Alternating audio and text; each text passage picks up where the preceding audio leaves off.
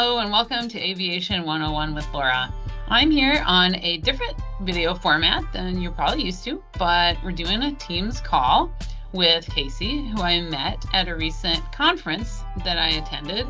And she shared her story in one of the sessions, and I was really intrigued by her story because it has to do with some challenges to getting a medical.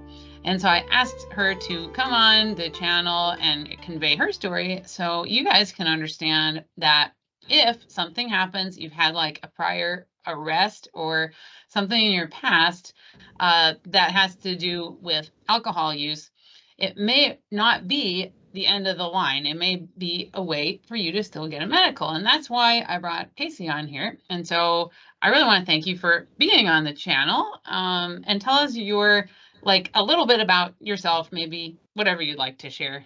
Cool.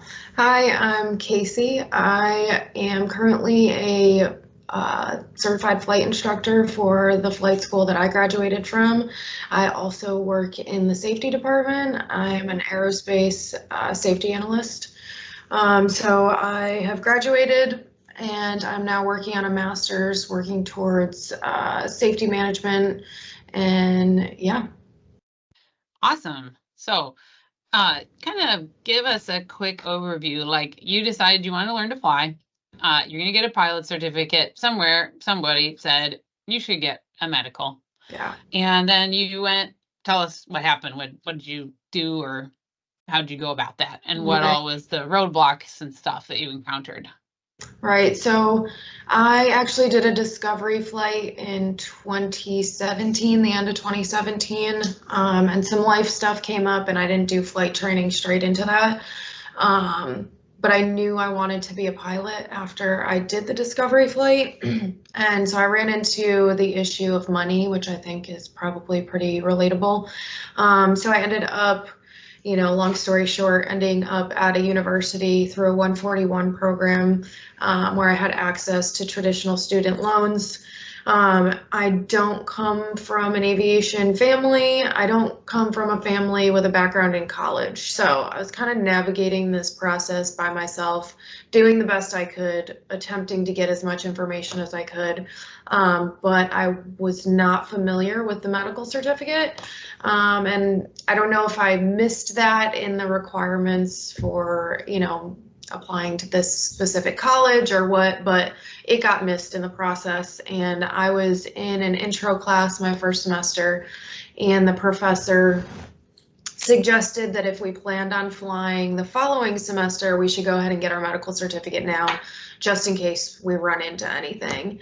And I remember talking to a couple of students that were in my row and like, hey, do you know anything about these medical certificates? And a couple of them had already had theirs, and they kind of just said, I remember someone saying, if you can breathe, you can get a medical, which, a little oversimplified. Right. Now I know that. Now I recognize that isn't the case. But, I also was a non-traditional student. I was 26 years old when I started school.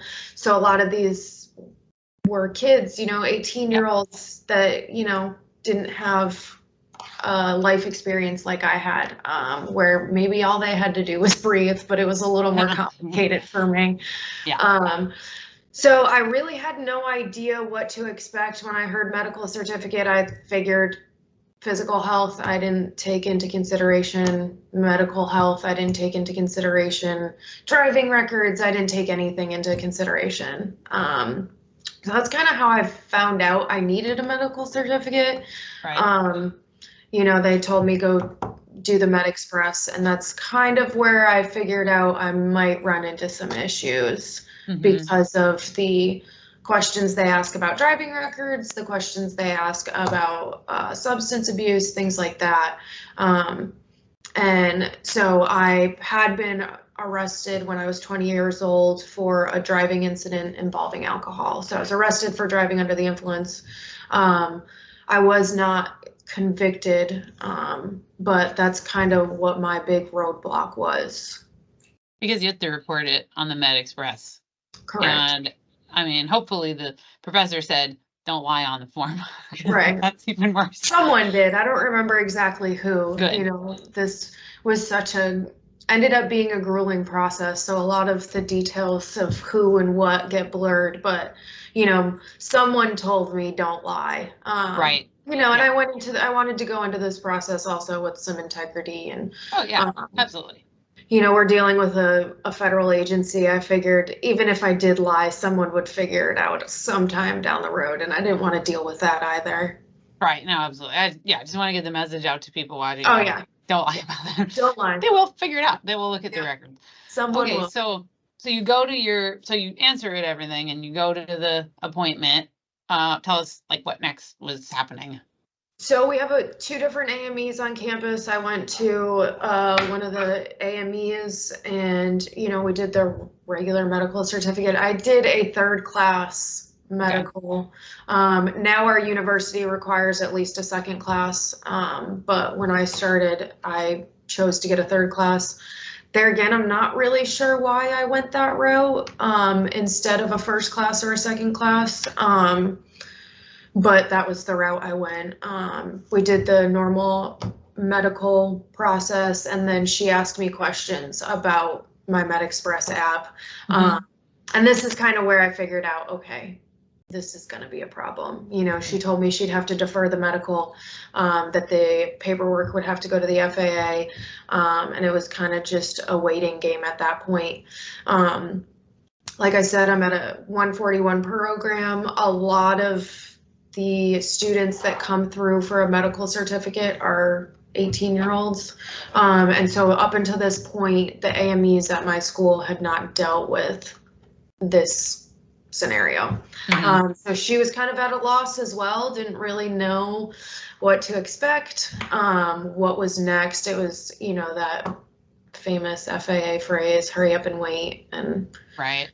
You know, get it all done, get it to them, and then it was just a waiting process. And so that's what I did. I just kind of waited. And at this point, I knew that I was going to have to do something, right? Mm-hmm. I didn't know what it meant, if I was definitely not getting a medical certificate or not. You know, as I said previously, I came into this process not really with much help. Right. So I navigated this by myself, and I really didn't have the information. And I think, you know, I was pretty naive, I think, but it helped me because I just kept pushing forward and just hoping for the best. I didn't realize what was actually like looming over my head. Mm-hmm. Almost like the ignorance is bliss. Now I don't suggest that, but that was just kind of what happened for me. Mm-hmm. You know. Well, however, like what scares me sometimes is if somebody says in the rumors of pilots talking says, "Whoa, you did that, you're toast. Nobody's going to hire you. You're going to lose your medical." And then people get really, really naturally upset. And mm-hmm. So I guess one of the messages I want to convey is it's maybe not the end of the line just mm-hmm. because you had a mistake, even after you're a pilot. Right. So you wait. So the deferral is the FAA says we can't do it right now. And then you wait and you wish to watch your paper mail for the next thing to do. So it was set up so the AME would get my paperwork and I would get my paperwork. Good. Yeah. So like you said, it was just waiting at that point. And the FAA came back and they requested basically all of the documentation from the arrest. From the probation that I was on because of the arrest, the information on what I ended up being convicted of. So I was convicted of a reckless driving charge instead of the DUI because of the probation. So that was part of the probation. If I finished out the probation, then I would be convicted of the reckless driving. And so I basically had to pull out all this paperwork. One of the things with my probation was I had to do a outpatient treatment program for alcohol. And so that was part of the paperwork I had to get. This was one of the most difficult parts. At the time I was living in Florida, and the facility I had the outpatient treatment at was hit by Hurricane Irma. And so it was a nightmare to get my paperwork. But basically they wanted every piece of documentation that existed in regards to this situation. Okay. And so we got all that together. Yeah, we submitted all that, and it was another, waiting game. It was probably a few months in between each time we got correspondence from the FAA. Okay. Yeah. That's a good reference timeline. So yeah. And they also ended up asking for character witness letters.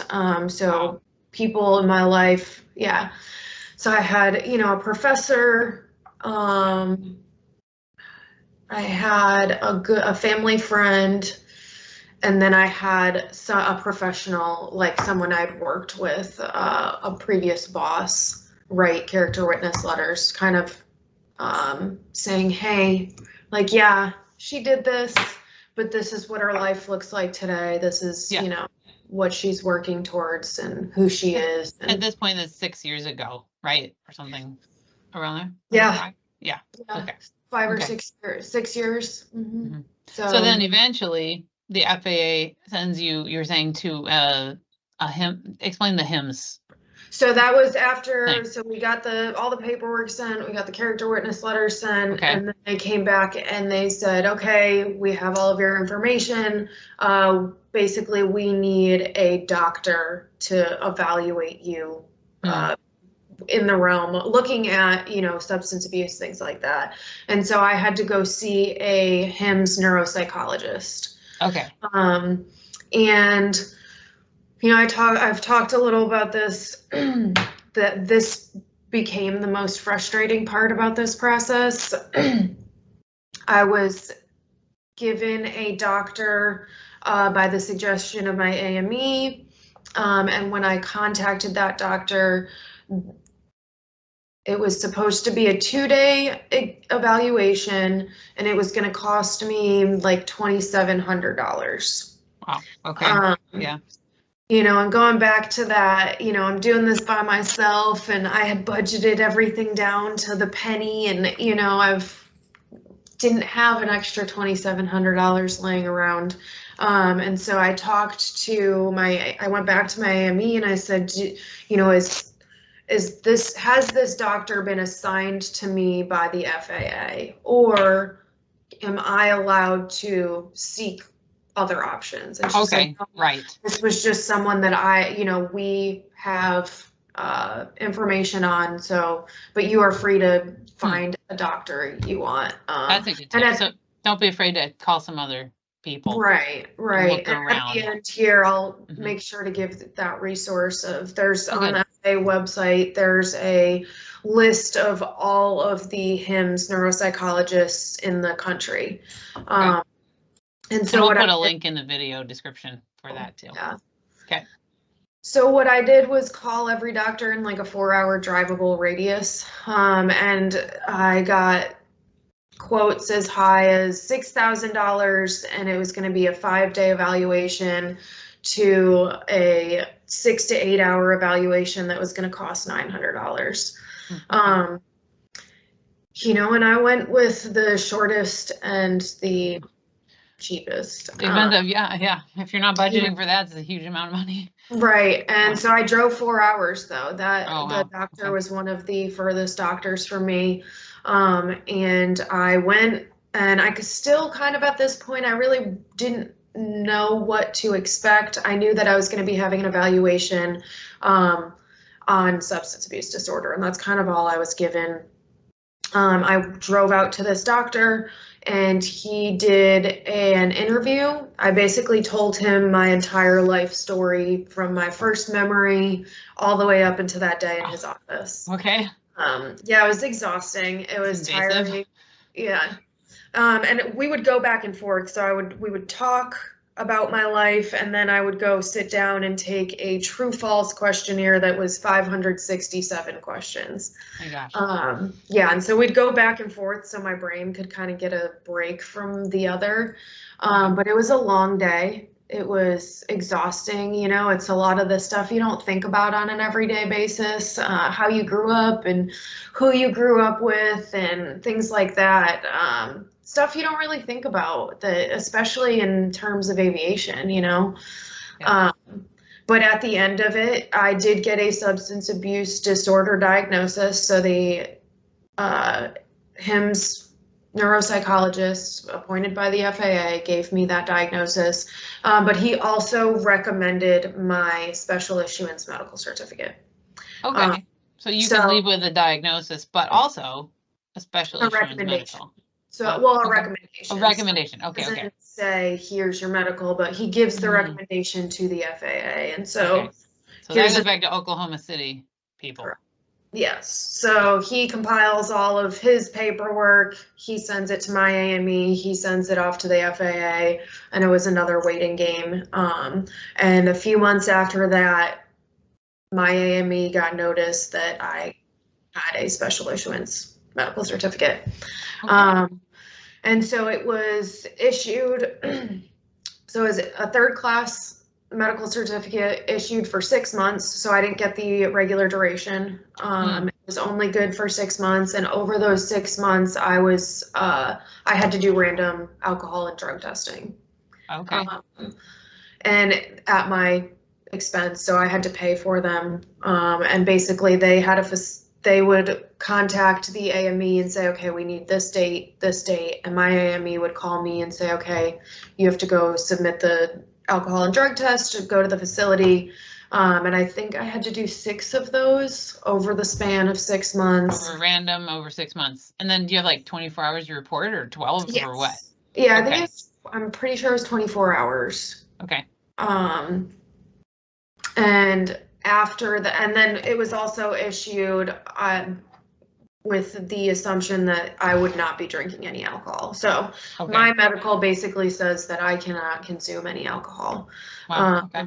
A big piece of this too is I did stop drinking when I was 21. So 20, like right after, because the arrest happened right before my 21st birthday. And so right around my 21st birthday is when I stopped drinking. And so at this point, I also hadn't drank any alcohol, which was helpful because if you look at the regs, which I was not aware of at this time, but if you look at the regs, they say that if there is any substance abuse, that it has to been, you have to have abstained for 3 years. I don't know the exact wording, but there is regs that say if there was any substance abuse or there's substance abuse disorder, there has to have been 3 years of abstinence. Okay. You just happen to be doing that.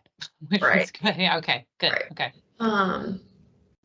So yeah, and after the 6 months was up and you hadn't had, clearly you hadn't had any positive tests, then what happened? They issued me a third class medical certificate. Okay. Like with no waivers and the normal duration and everything? Yes. Yep. Wow. And then about a year and a half later, I went and got a first class medical certificate. So, and we didn't have to submit any new paperwork, anything like that.